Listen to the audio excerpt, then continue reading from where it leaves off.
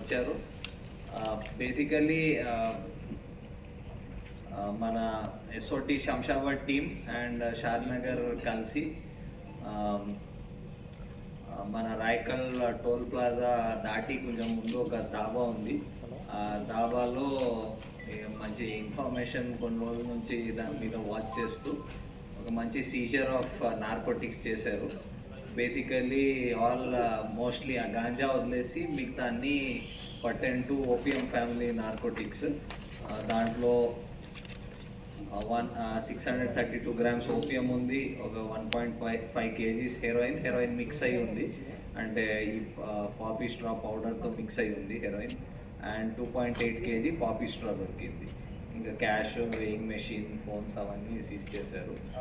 Basically అక్కడ ఒక కుక్గా పనిచేసే మనిషి రాజస్థాన్ నుంచి ఇవి తెచ్చి వాళ్ళకి తెలిసిన కస్టమర్స్కే అమ్ముతున్నాడు.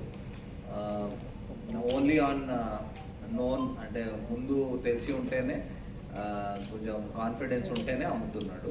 సో అలాంటి ఆయన ముందు ఒక అసోసియేట్ ఉండేవాడు, బట్ హీస్ నో మోర్, ఈ పాస్డ్ అవే.